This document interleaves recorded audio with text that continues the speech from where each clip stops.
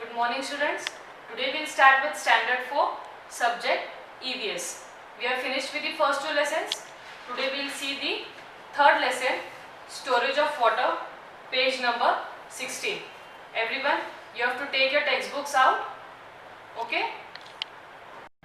We'll start with chapter 3, storage of water, page number 16.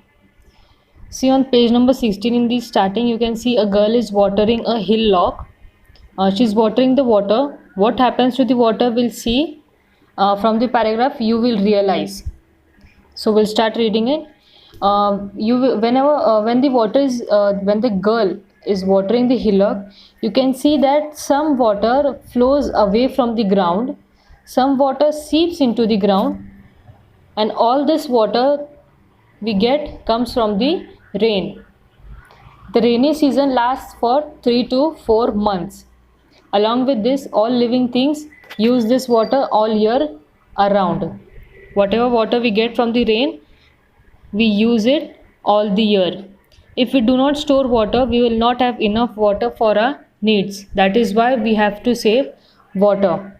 If we don't save the water, we will not have much water to satisfy our needs. So that is why we have to store water as much as possible. Water must be used economically. We should not waste it. And in this lesson, we will see the different ways of storing waters, which were these. So first we'll see old water stores. In the old days, several methods of storing waters were used in our state. Nowadays, these old water stores are rarely used. However, their remains can be seen in all places. Some of them are very beautiful. Water in some of these stores never get depleted. Never get depleted means it never exhausts. Always you can see water in these places. Which are these places we'll see now? The first one is a well. See, the picture is given there how a well looks. Some rainwater seeps into the ground. So for removing these water from the ground, wells are dug to obtain this water. See, many of us have seen in our villages that wells are drawn or wells are dug deep into the ground. For what reason? It is the reason to get water which has been seeped into the earth or into the ground during the rain. So wells are dug to remove that groundwater. Now we'll see the next page. Now page number 17. We'll see the second, water tanks in the forts. When people lived on the hill forts in the past, they also needed water. Everyone, even if they were in the past or it will be in the future, everyone will need water. So when people lived in the forts had reservoirs and tanks dug into the stone. What do these people use? How do these people used to store water?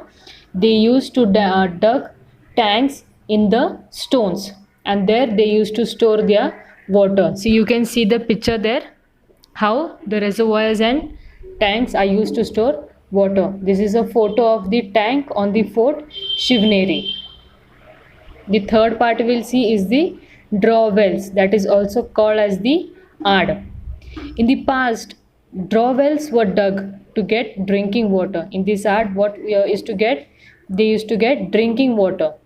They were small wells from which water was drawn using a small pot that is called as pohra, and it was tied to a rope. So you can see in the picture a draw well or the Aad how people used a small pot tied to a rope. They used to put it in the well and pull it again back when it was full. This helped them to remove the water from the draw wells.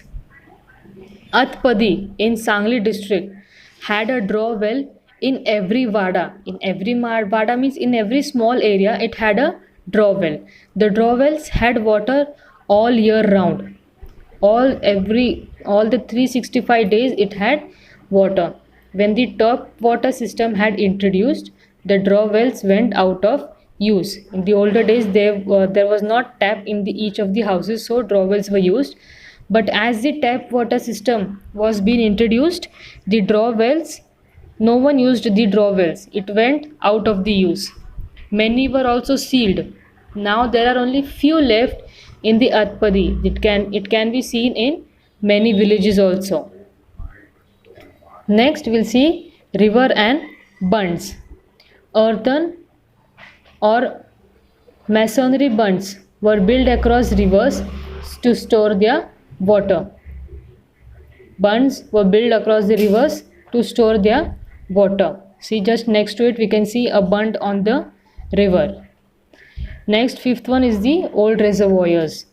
Reservoirs, what is the meaning for reservoir? Reservoir means just a large and deep lake. It is just a thing like lake, but it is very large and deep lake. Reservoirs were built in the areas of low rainfall or in the areas without a major river. Reservoirs were mainly built where the areas had low rainfall or where the rivers were not very close to them. So these used to build a reservoir to store water. Most of the reservoirs were built using stone and mortar. These are all kinds of stones which help to store water in themselves. See, one tank you can see in the next, a tank at Chandwad in Nashik district. The sixth one is the old tanks, that is also called as the Haud. Earlier, tanks were used to store water. Some large cities still have these old tanks. Some of them are also still in use. The picture is given next to there, that a tank which is in the Aurangabad city. Now we'll go to the next page. We'll start with page number 18, recent systems. What are the recent systems? They are dams. See, you can see just below it there's a picture given of the dam. This is the today's system which is used to store water. The most important of all the recent water stores is the dam. Dams made it possible to store huge quantities of water. As a result, more land has been brought under cultivation, cities has began to grow, and it also became possible to set up factories and generate electricity. See, because nowadays there are dams built to store very huge quantity of water. As a result, what has happened that more and more land is brought under cultivation, and also cities have also begun to grow, and it has also become possible for the factories to set up and also to generate electricity.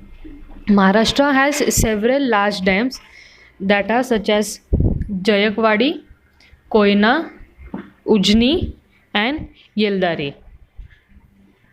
See, and the next line you can just see it, track them in the map, that where are these exactly located. Second is the bore wells. Earlier, wells were dug to reach the water underground. See, we had said that wells were dug to reach the water underground, but it was not possible to draw deep seated groundwater. Now, with the help of electric pumps, it is possible to do so. Bore wells are dug for this purpose. These wells are very deep but very narrow. In the older days, what people used to do, that they used to dig wells, but nowadays it is not possible to dig wells so much deep. So what man has done, that man has started digging bore wells for this purpose, and electric pumps help them in doing so. These bore wells are very deep, but they are very narrow. So this is also a purpose of taking groundwater for man's use. Now we'll see the next page. Page number 19, we can see one more storage of water, that is also called as panpoi, that is drinking water stands. People out on the roads need water when they are thirsty. In some places, big clay jars of drinking water are kept for the use of such people. This water is offered free of charge. This is also called as panpoi. Panpois are set up by individuals or institutions. Panpois are very useful, especially in summer. What is being said in this paragraph, that see, you can see the pictures of panpoi, and I must say that each one of us has seen it somewhere or the other. And who has set up this? Some individual people, they sometimes do this, or some institutions. Usually you can see this in the summer season, and their main motive behind this is to help the people who are on the roads. They just need to help them whenever they are thirsty. They offer them water, even free of cost. We'll just read the next paragraph. That is, do you know? Chhatrapati Shivaji Maharaj gave the following instructions for the construction of hill forts. That a fort or a hill fort should be built after first finding out if there is water in the place. If there is no water, and if it becomes necessary to fortify the place, then by breaking the rock, reservoirs and tanks should be built. One should not wholly depend upon the supposition that there is a spring of water in the fort, and that would be somewhere or somehow other supply enough water. For storing water, 2 to 4 reservoirs should be constructed. Water from them should not be allowed to be spent. The water in the fort should be well protected. Not only them, but even we should also always take care of the water. So now we have finished with the lesson. I hope you have understood by the explanation given by me. We'll just recall the main important points. They are traditional methods of water storage that we have seen in this lesson. There are also modern methods of storage water, and we should also use water economically. Means only how much we need, that much only we should take, and we should not waste it. And we should also always remember that water is a natural resource. All the living things present around us, everyone needs water. This we should keep in mind every time whenever we use water. The question answers given and at the end of this page, that is on page number 19, will be provided to you in this end of this video. You should everyone complete your classwork, and even if your notebook is workbook is provided, you should also keep it updated, and you have to also read the lesson and go through the question answers. Thank you.